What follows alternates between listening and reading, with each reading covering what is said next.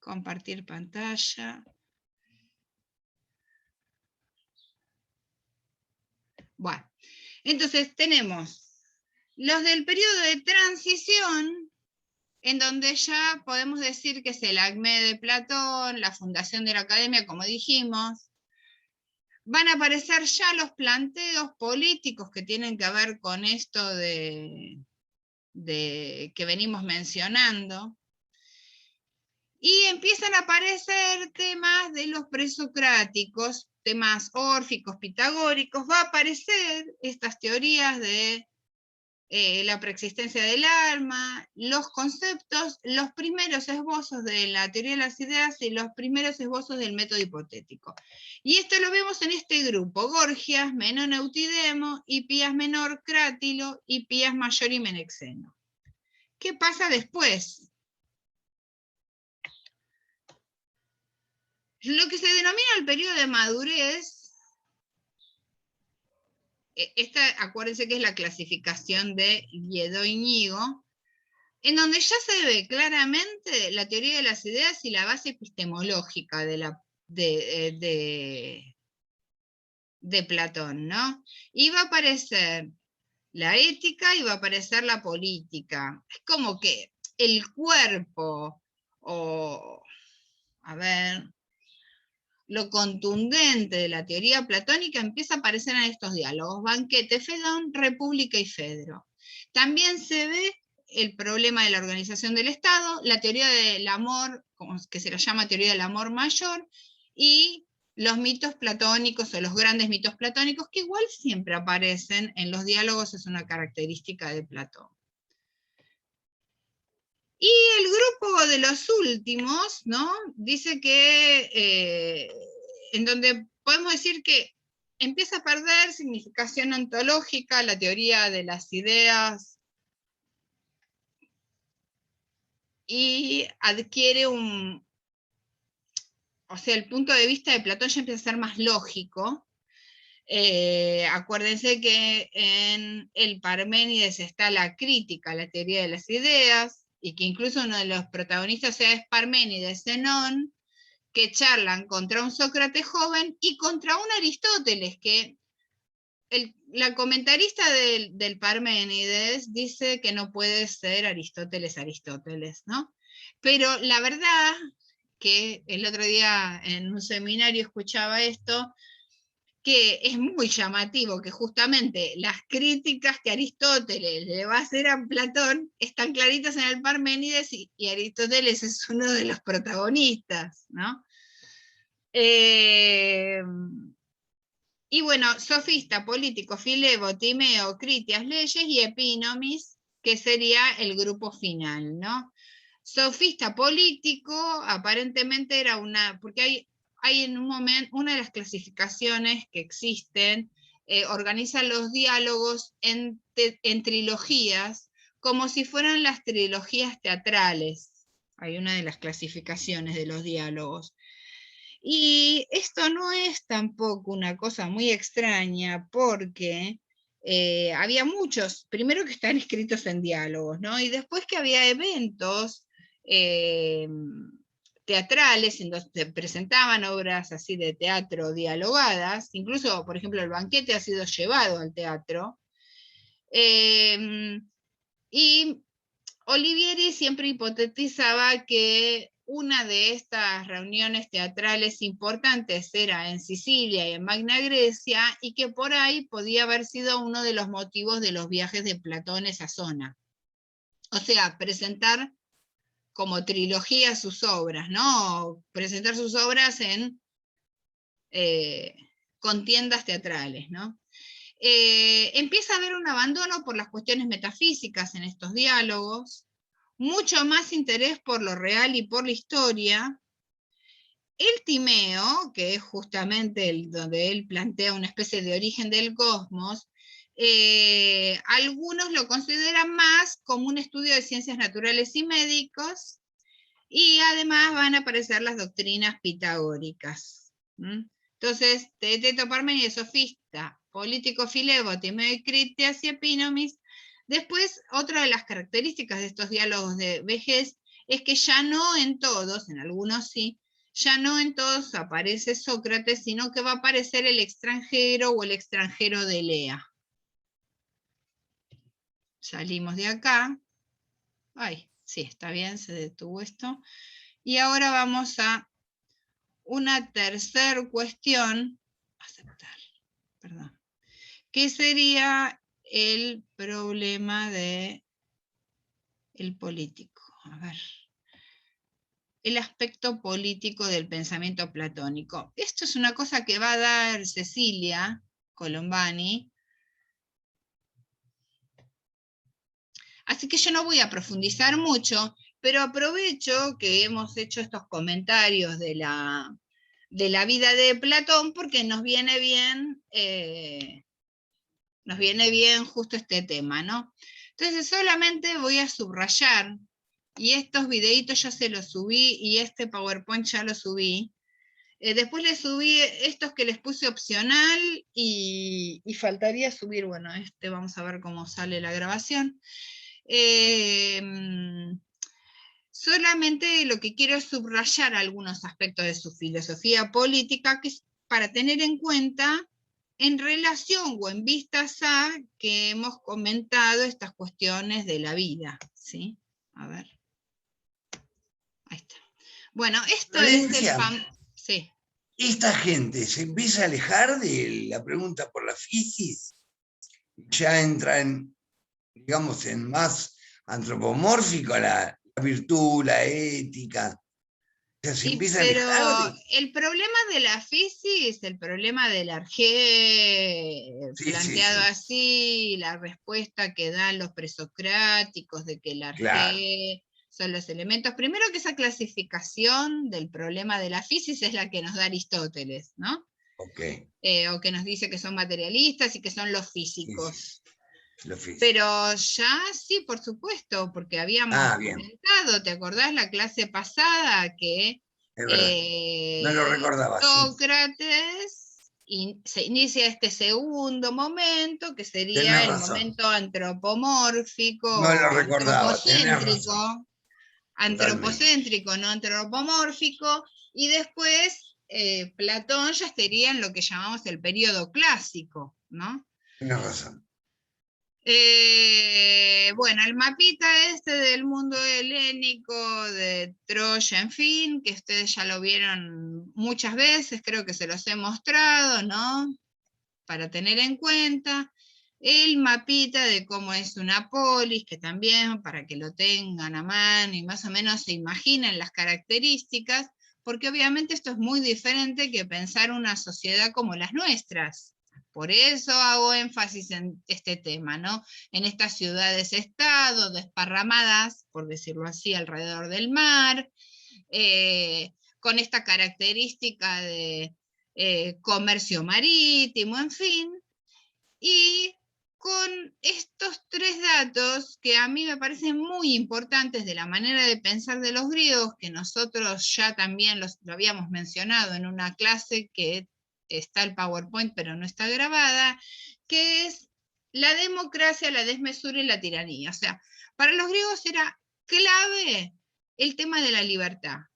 Ellos justamente se jactaban de la diferencia entre ellos y los persas, o entre ellos y los egipcios, que estaban todos bajo el poder de un faraón o de un emperador.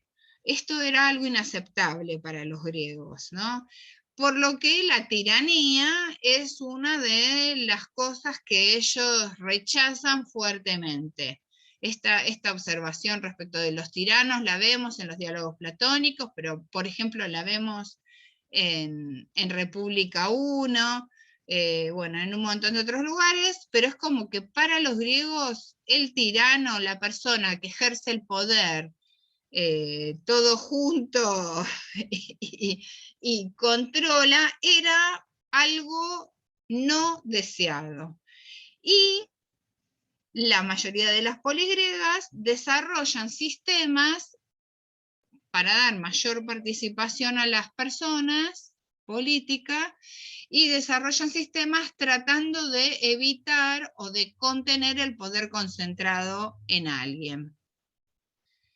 Otro de los temas es la hibris o la desmesura, ¿no? O sea, esta cuestión que se ve en las tragedias, ¿no? Que cada vez que se producen acciones desmesuradas es donde se da la gran crisis en las obras teatrales o se produce el momento de la catarsis, o sea, cuando las medidas son desmesuradas, por ejemplo en Antígona, cuando Creonte empieza a tomar medidas cada vez más desmesuradas, llevan a que se desenlace una tragedia, bueno, Antígona, que se suicida, en fin, todas las cosas que pasan.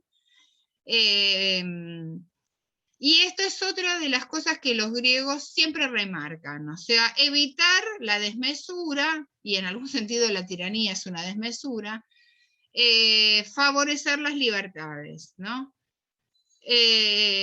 Entonces tenemos que tener en cuenta esto que habíamos mencionado también de la vida, Solón, Critias, Codro, o sea, Solón era el reformador, el que había favorecido la democracia, Critias es el que es un tío abuelo de Platón que tiene que ver con la tiranía de los 30 tiranos, y Codro, que había sido el rey, el último rey de los griegos o de los atenienses. Estas características de Platón como ciudadano ateniense, obviamente, que no va a ser el caso, por ejemplo, de Aristóteles, que no es de Atenas, y la crisis que sufre la democracia después de Pericles y después de la guerra contra Esparta, ¿no? Entonces, estas cuestiones que ya algo las habíamos mencionado hace un rato. Y entonces empezamos el libro 1 de Platón, de República o Politeia, en donde lo que hace Platón es buscar la definición de justicia. Esto se lo comenté en la clase pasada cuando hablamos de la búsqueda de la definición en Sócrates, en el libro 1 de Platón, en el libro 1, perdón, de República. Sócrates le pregunta a Céfalo esto de la vejez y que si tener plata era bueno, qué tal era la vejez, qué tal era tener plata y ser viejo, y entonces Céfalo dice que lo bueno de ser viejo y tener plata, él dice por un lado que se pierde este gusto por, o sea, este dominio del cuerpo sobre el alma, ¿no? Pero además lo bueno de tener plata era que él podía devolverle a todo el mundo lo que se debe y ser justo con los dioses, o sea, hacer los sacrificios para los dioses porque tiene plata para comprar y devolver a todo el mundo lo que se le debe porque les puede devolver en dinero, en fin. Porque dice que él le preocupa mucho la vida del más allá y quiere, es una de las preocupaciones, dice que te vienen con la vejez. Entonces ahí empieza todo a ver si esta definición que dio Céfalo es razonable. Y entonces ahí Sócrates prueba este mecanismo que viene haciendo todo el tiempo, si esa definición encaja para todos los casos. Entonces dice, bueno, pero en el caso de devolverle a cada uno lo que se le debe, podría pasar esto que comentamos la clase pasada también, que alguien me deja sus armas, se vuelve loco y vuelve a pedírmelas. ¿Qué hago? ¿Es justo que se las devuelva? Entonces ahí se dan cuenta que esa definición no sirve, o sea, por supuesto, no tan rápido, ¿no? Empieza Sócrates a utilizar su método y a examinar y empiezan a reformular, en fin, llegan a un punto en donde les parece que no tienen para nada claro y aparece un sofista que hipotetiza que la justicia es la que le conviene al más fuerte. Bueno, iba a decir, ¿por qué es la que le conviene al más fuerte? Porque el más fuerte es el que gobierna. Y entonces el que gobierna determina la ley y entonces es ese. Va a poner la ley que le convenga. La cosa es que Sócrates lo va llevando, no tanto al sofista porque no lo consigue convencer mucho, pero va llevando a todos los interlocutores a darse cuenta de que en realidad lo que está haciendo Trasímaco es definir justicia por injusticia, ¿no? O sea, porque pareciera que todos adherían, ¿no es cierto? A Trasímaco, como que a primera vista pareciera que Trasímaco tiene razón. El tema es que entonces en el libro 2, Tiene razón. como consigue, en el libro 2, como no consiguió marcar que es la democracia, utiliza esto que planteamos la clase pasada, de que al no alcanzar qué es X, se empieza a preguntar cuáles son las características de X, o sea, si X es Y. Y entonces lo que dice es, lo que intenta mostrar es cómo sería una sociedad justa. Y justamente todo el planteo que se va a dar en República va a arrancar de esta hipótesis de que va a decir, bueno, a ver, ¿qué necesitamos para organizar una sociedad? Y bueno, alguien que haga los zapatos, alguien que haga la ropa, otro que siembre la tierra, y otro que haga los alimentos, otro que haga las casas, ¿no? 4 o 5 personas, dice, ¿no? O sea, las necesidades básicas, alimentación, vivienda, vestimenta. Y entonces acá viene la hipótesis de partida, de donde arranca República, porque dice Sócrates, bueno, ¿qué hacemos? ¿Todos producimos todo o cada uno se limita a producir lo que mejor sabe hacer y lo intercambia con los otros? ¿No? Qué sé yo produzco el alimento y lo intercambio con el que produce la ropa, ¿no? Y entonces ahí le dicen, y esto es para subrayar, se producirán más cosas y mejor si cada uno trabaja en el momento oportuno y acorde a sus aptitudes naturales. Esto es lo que va a determinar, este va a ser el pie de entrada para lo que nos va a llevar a la teoría esta del rey filósofo, ¿no? Porque va a decir, bueno, va a continuar esto, va a plantear un estado bastante organizado, muy austero, y entonces ahí le dicen, bueno, pero no podemos hacer dormir a la gente en camas de paja. Y le dice, bueno, pero si ustedes quieren más plata y más lujo, ya no vamos a tener un Estado justo. Y entonces acá empieza toda la clasificación social, la organización social, a partir de las aptitudes naturales. Va a haber algunos que son más rápidos, más fuertes, más inteligentes, y a esto lo vamos a empezar a educar de una manera especial, y de este grupo van a salir los más dotados, que van a ser aquellos que puedan dirigir, ¿no? Porque entonces ahí, en esta clasificación de que cada uno trabaja en el momento oportuno de acuerdo a sus aptitudes naturales, va a haber gente apta para dirigir y va a haber gente apta para hacer zapatos, suponete. Entonces, bueno, este grupo, que son tan especiales, van a recibir una educación muy puntual. El resto de la guía, como les dije, está en el, como dice ahí abajo, a ver, está en el blog, la guía completa.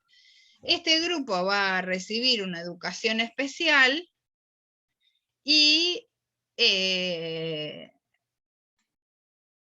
un grupo muy puntual va a desarrollarse, tienen que estudiar como hasta los 35 años y van a desarrollarse en lo que se llama la filosofía y la dialéctica, en fin.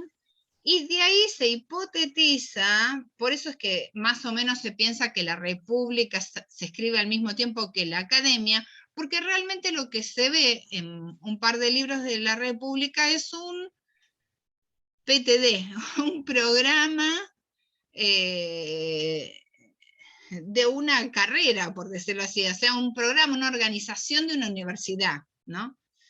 Un programa educativo, ¿sí? Por eso se asocia normalmente la República a la fundación de la Academia, ¿no? Aunque en la clasificación que nosotros elegimos para seguir, se hipotetiza que la Academia se funda un poquito antes que la escritura de la República, lo cual también podría ser. Esto que nombramos, entonces hay un plan de estudios que se delinea la República, y la Academia va a tener un rol muy especial, porque la Academia va a ser un centro de recopilación, de estudios, de trabajo, en donde la gente vive toda junta, ¿no?